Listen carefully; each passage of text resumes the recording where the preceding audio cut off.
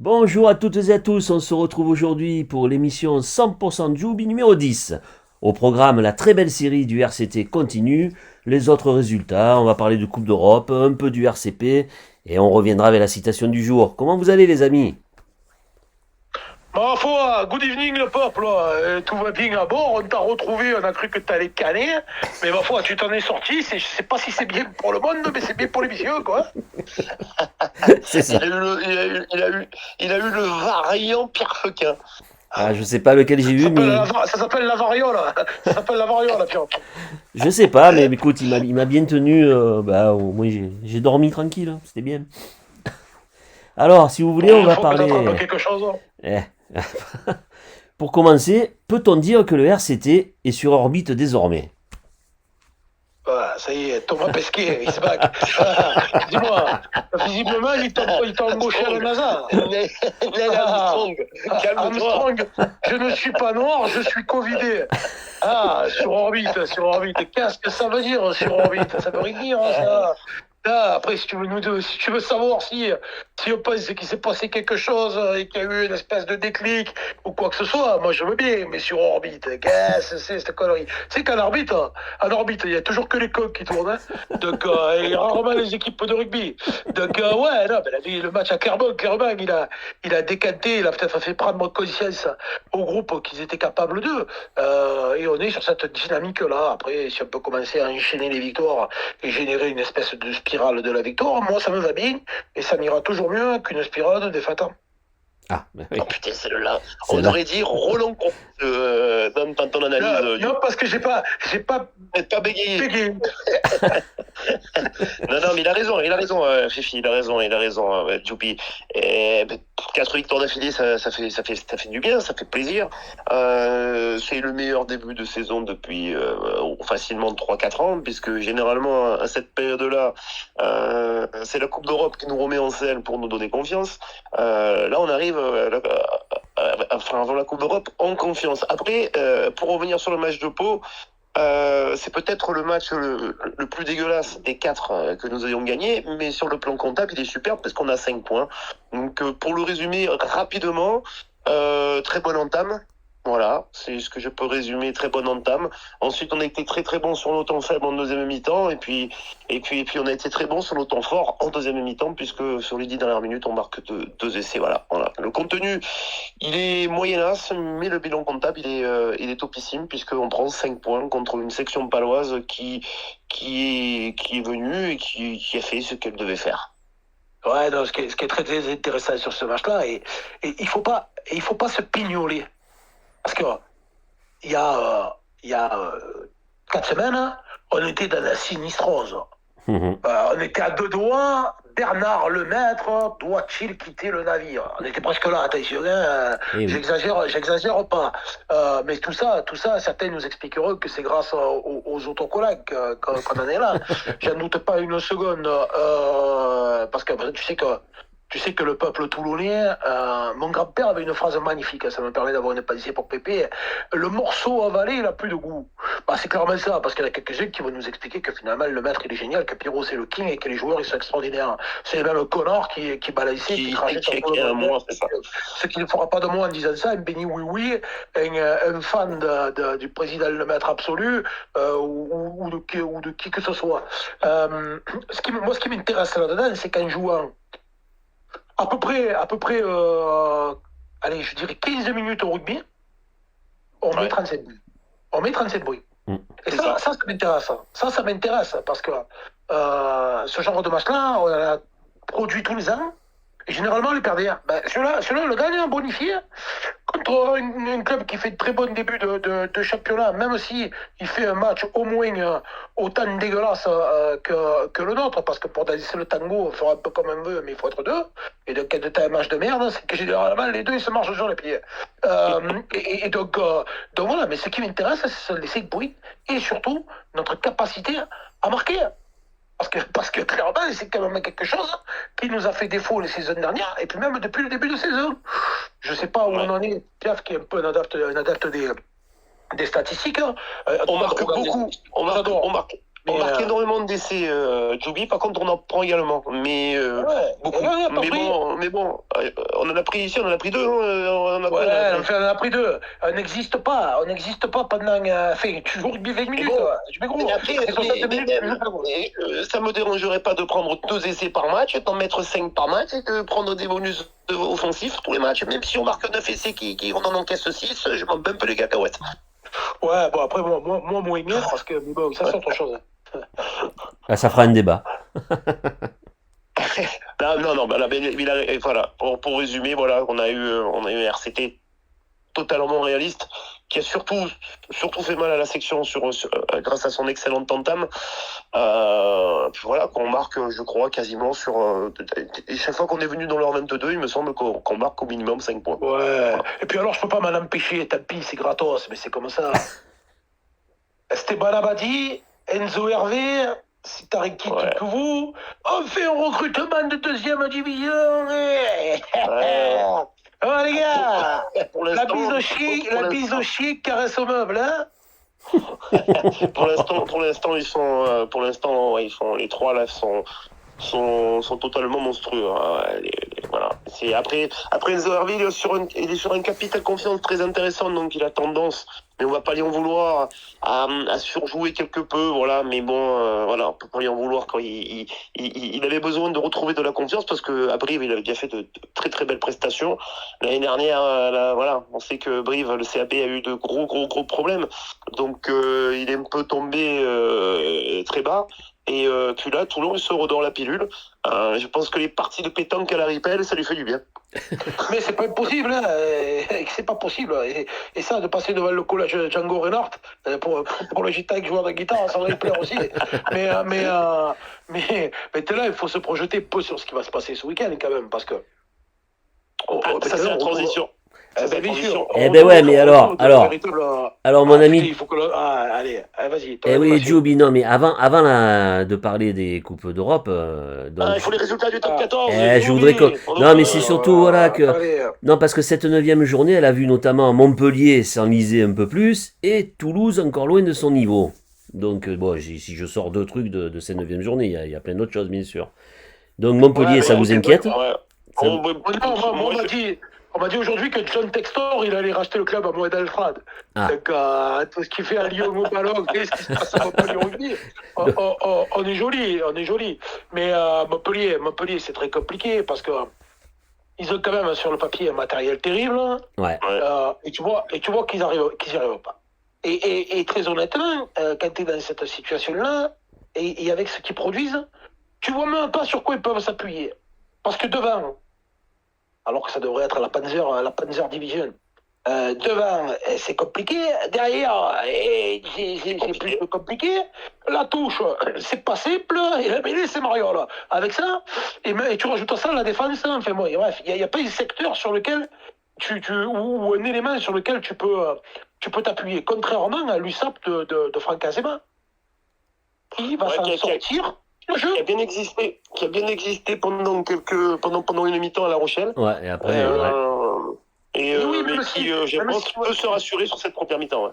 Même s'il faut relativiser, parce que à l'heure actuelle, il y a le haut du tableau et le bas du tableau, mais tu as quand même 2 clubs qui sont en grande difficulté.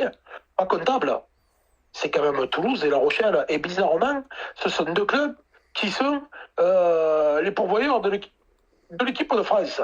Et où on sait que les années post-Coupe du Monde, c'est compliqué avec des gosses qui sont rôtis. Je n'irai pas jusqu'à faire les déclarations que certains guignolins du monde médiatique rugbystique peuvent s'autoriser à faire en disant que Dupont est devenu joueur banal. Parce que Dupont, il peut réapparaître de la boîte n'importe quand. Mais force est de constater qu'Antoine Dupont, il a du mal. Que Thomas Ramos, il est un peu sur courant relatif, que à La Rochelle, les Gonzes, c'est les mêmes si là, ils se sont refait quand même un petit peu la cerise. Mais moi, je suis plutôt plus inquiet pour Toulouse quand on voit le match qu'ils produisent au Stade Français, ce qui n'est pas un match extraordinaire de la part du Stade Français non plus. Donc, Donc voilà, comme ils n'ont pas existé dans ce match-là, au-delà de m'avoir fait perdre un peu de blé, c'est plutôt inquiétant, quoi. Plutôt inquiétant à l'approche de la Coupe d'Europe. Alors après, la Coupe d'Europe, on sait que ça rebat un petit peu les cartes, que c'est toujours un challenge assez attendu, notamment du côté du Capitole. Pour autant, attention, parce que très très vite, on va se retrouver dans une situation où on va basculer sur le tournoi de manière internationale et où les internationaux, pour une grande partie à Toulouse, je le redis, vont rebasculer sur l'équipe de France. Et donc ils n'ont pas forcément le cul sorti des roses. Oui, c'est pas faux. Après, il a bien résumé sur Toulouse et sur La Rochelle. J'ai bien aimé, malgré la défaite, la prestation de Oyonnax contre Bordeaux. Alors, il se la plombe un peu tout seul, hein, les gars du Hockey là-bas, malheureusement. Mais c'est un essai, voilà, donc qui n'aurait pas dû être accordé dans cette optique. Mais ouais, enfin, moi, très sincèrement, 80e minute d'un match aussi important, ça coûte rien. La vidéo t'appelle, voilà, écoute, il est parti devant, on n'en parle plus, c'est refusé, victoire de Oyonnax. Il n'est pas parti devant, ok, victoire de Bordeaux, on n'en parle plus, ça va leur prendre 6 secondes. Mais voilà, c'est tout. Mais après, la prestation de Bordeaux est intéressante, la prestation de Oyo l'est d'autant plus. Voilà. Tu sais combien je peux leur taper dessus et leur taper parfois fort dessus quand c'est mérité sur les arbitres. Moi là, j'ai pour moi un trio arbitral qui a pris ses roustons à demain, qui a pris sa décision et qui assume. Moi, ça me dérange pas plus que ça. Après, j'entends le truc, on peut toujours, on est dans un sport à la con, où si tu remontes sur 2 temps de jeu, tu trouves une faute pour annuler tous les essais. Quoi. Oui, donc, j'entends le truc. Après, Oyonnax, ils peuvent s'en prendre rien qu'à eux. Oui, tout à fait. Mirias, il a qu'à aplatir le ballon, pas Mirias. Je sais pas comment il s'appelle, Miotti, il a qu'à aplatir le ballon, même s'il est en position de hors-jeu, ça fait pénalité sous les poteaux et on voit ce qui se passe, mais en tout cas voilà. Tu peux pas exister comme ça chez toi en prenant 4 essais, en te faisant désosser dès qu'il y a 2 passes, c'est trop compliqué d'exister, c'est trop compliqué. Donc voilà, après moi il y a un autre club qui m'inquiète, je vous le dis comme je le pense, c'est Lyon. Parce que Lyon, là encore, moi, est très moyennasse encore. Je pensais qu'ils allaient produire quand même quelque chose un peu du côté de Castres. Je les voyais même réussir un petit coup là-bas. Très honnêtement, c'est pas loin du pornographique là-bas aussi quand même. Donc bon, voilà, il n'y a pas de choses, comment dirais-je, il n'y a pas d'éléments sur lesquels on peut pas, qui sont définitifs. Mais il y a quand même des petites tendances qui commencent à s'installer à droite à gauche qui peuvent pour certains endroits être particulièrement inquiétantes. Voilà. Ok. Alors, écoute, rien d'autre à dire. Si ce n'est qu'on est 2e au classement et que ça fait du bien et qu'aux Britanniques on est à +8. Voilà. Et que j'espère qu'on va dès demain coller des autocollants dans tout Mayol pour pouvoir figurer en Coupe d'Europe. Voilà, exactement. Eh bien alors donc justement on a donc notre prochain adversaire donc sera Toulouse qui va peut-être profiter aussi de la Coupe d'Europe pour se refaire la cerise. On a le temps d'en parler Philippe, c'est dans 3 semaines. C'est pour ça, non mais t'as entendu ce que j'ai dit, qui va se refaire la cerise en Coupe d'Europe peut-être, donc il va profiter de cette parenthèse européenne. Donc voilà, on a cette Coupe d'Europe qui arrive ce week-end. Moi la question elle est toute simple, ça vous intéresse vraiment la Coupe d'Europe parce qu'elle est pas jouée à fond par la plupart des clubs là, en France, il n'y en a que 3 ou 4 qui la jouent. T'as plusieurs trucs. Moi je pense que cette formule-là, il le joue un peu plus maintenant. Enfin, je trouve que les clubs français la jouent un petit peu plus maintenant avec cette formule actuelle. C'est ce que j'allais te dire, avec cette formule-là, ils vont la jouer. Ils ont besoin de gagner. Tu vois comment ça se passe, ils ont besoin de gagner un match pour être qualifiés. C'est grand guignolesque. On est dans ces trucs-là, écoute-moi bien. Les mecs semi-liquides de l'ERC, ils ont inventé un truc, là, mais qui est mirobolant. Oh, c'est inintéressant. Je vous dis la vérité, les copains, je ne sais même pas, je suis honnête, je ne sais même pas si je vais regarder un match de poule. Voilà. ça ne m'intéresse, cette formule-là est inintéressante. C'est le calendrier qui va définir qui fait quoi. Alors après, je vais voir, selon les chaînes, si je les ai, peut-être que je regarderai à minima les matchs de Toulouse. Moi, ce qui m'intéresse là, c'est qu'on récupère de la profondeur de banc, on va avoir les débuts de Melvin Gentny, on va avoir les débuts de Faïka, on va avoir... voilà, ça m'intéresse. Ça m'intéresse. Après, le restant, très honnêtement, c'est à chier comme formule, quoi. On est dans la poule avec Bayonne, on va pas jouer au Bayonne. Casse cette merde. Et le Munster reçoit Bayonne. Ouais, et nous, on reçoit le Munster. Ben alors. On reçoit le Munster en janvier, parce que là, on reçoit les Chiefs Exeter samedi. Ouais, samedi, 14h. Dans un match que si Toulon est dans la continuité de ce qu'il fait depuis on va dire, depuis un mois. 50 sur le tarot. 50, je sais pas, mais en tout cas, par rapport à ce que propose Toulon et par rapport à ce que propose Exeter, il n'y a pas photo. Maintenant, ça reste de la Coupe d'Europe. Donc ça reste un club anglais, c'est-à-dire que c'est toujours casse-couille à jouer. Mais je vois pas le Toulon actuel faire un faux pas contre le Exeter actuel. Après, c'est un club anglais, il va pas faire beau non plus a priori, donc ça peut jouer aussi. Si, samedi il fera beau. Il y a que demain, il y a que demain qui fait un temps dégueulasse, et samedi il fait beau, 14 degrés, des rafales à 30 km/h entre 14h18 et 14h35. Alors 45 points. Ça reste des Anglais. Pensons à nos pères, nos oncles, nos cousins, des marins toulonnais assassinés par la Royal Navy à Mercel-Kébir en 40. Chandelle, carte blanche, on rase le village, pas de prisonniers, on n'a pas de quoi les nourrir. Mais voilà, putain. Il n'y a pas les restos du cœur à Toulon pour les nourrir. On nourrit que dalle, pas d'anglais. Ouais, Philippe, tu vois, en fait, même maintenant, sans les transitions, te résumer tout. Ouais, c'est magnifique. Non, mais par exemple, cette Coupe d'Europe, est-ce qu'elle pourrait pas aider un club comme Montpellier, par exemple? Non, mais ça pourrait pas aider un club comme Montpellier qui va... Mais ça va aider quoi? Il va falloir qu'il fasse un peu tourner quand même. Hein. Ne serait-ce que pour récupérer un petit peu de fraîcheur mentale chez les gosses qui sont traumatisés de la vie, là. Donc ils vont être obligés de faire un petit peu tourner. Il n'y a pas 50 options. Soit ils injectent des petits jeunes ou des gonzes qu'on n'imagine pas. Et ces gonzes-là, ils prennent le maillot et ils ne le lèvent plus, y compris dans la foulée du championnat. Soit ça tombe de Carib en Silla. Voilà. Parce que imagine-toi un petit peu, je ne sais pas qui ils ont dans la poule. Moi non plus. On va prendre un exemple au hasard. Je pense qu'ils sont en challenge européen, en plus ils sont même pas. Ouais, ils sont en challenge. Non. Ils ont la coupe qui est bonarde que quand tu la gagnes. Parce que c'est le trophée. C'est ça. Imaginons qu'ils aient un déplacement.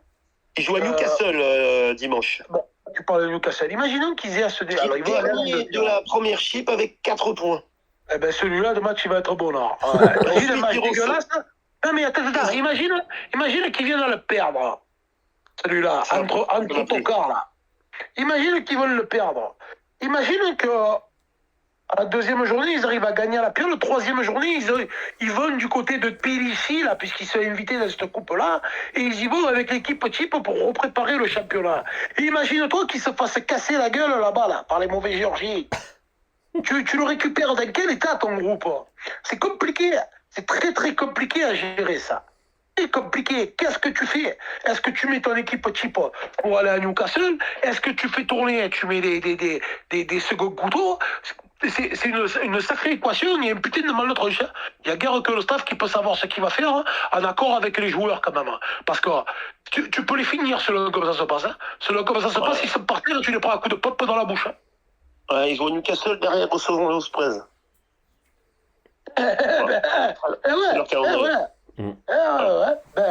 Et ça commence à prendre forme ce que je dis. La troisième journée, ils vont. Tu l'as? Troisième journée, bien sûr que je l'ai. Troisième journée, ils vont jouer contre. Ils jouent au Black Lion. Non, pardon, ils jouent à Trévise. Excusez-moi, autant pour moi. Et ils reçoivent également. Simple, et les Black Lions, c'est les Géorgies. Ils reçoivent les Lions. Les Lions d'Afrique du Sud ou les Black Lions Non, les Lions de l'Afrique du Sud, ils reçoivent. Montpellier. Mais ça, c'est là comment ça se passe. C'est là comment ça se passe, ils en perdent 4. Ma foi. Mais attention, se relancer en Coupe d'Europe, c'est pas donné à tout le monde. Ouais, moi je les vois quand même s'imposer à Newcastle et récupérer un peu de confiance dès dimanche. Voilà, c'est mon avis. Voilà, je sais pas. Moi je vais attendre la compo avec grande impatience. Tout à fait. Bon, et niveau confiance, le Rugby Club Pierre Feuquin, ils en sont où? Parce qu'ils ont perdu là contre les Reims, c'est ça? 22-16 à la maison. Ouais.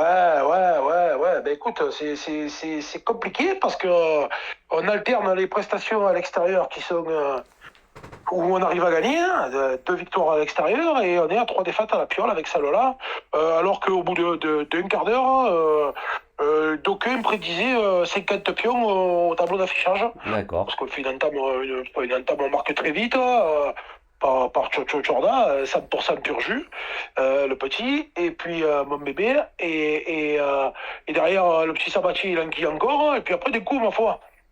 Pas de sèche, et on meurt encore à 3 points comme des cons, quoi.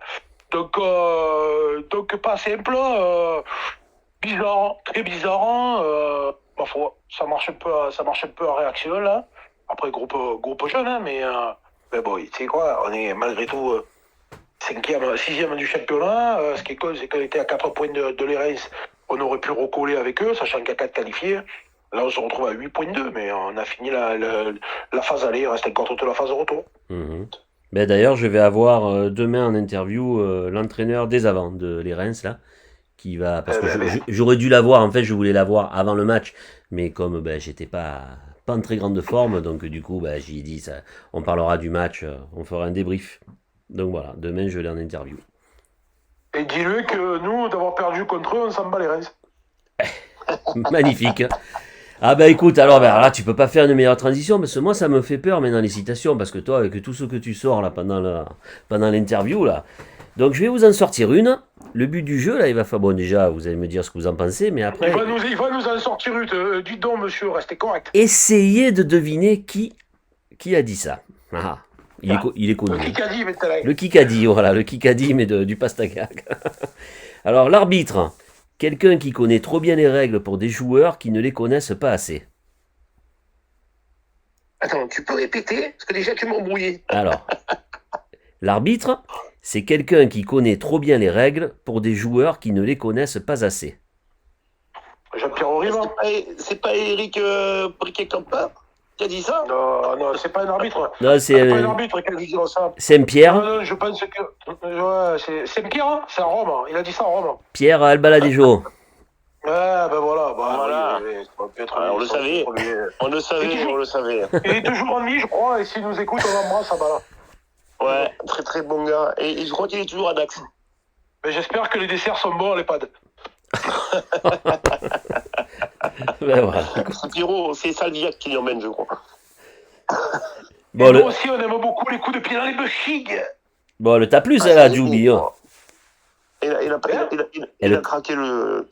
Autrement, Fifi, combien de personnes on emmerde avec nos émissions là? Ils sont combien à nous écouter? 8, 12, 15? Non, alors on va entre tout, parce qu'entre le Facebook, le Twitch et le YouTube et compagnie, on est en général entre 120 et une fois on est arrivé à 250. Voilà. Mais là, depuis que tu es là, on a baissé, Piaf.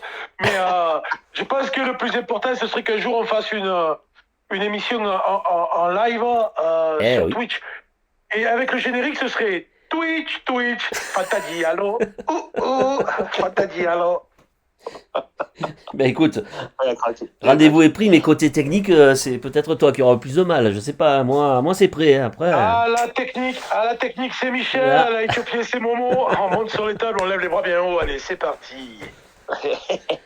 Bon les amis, on en est à presque 25 minutes.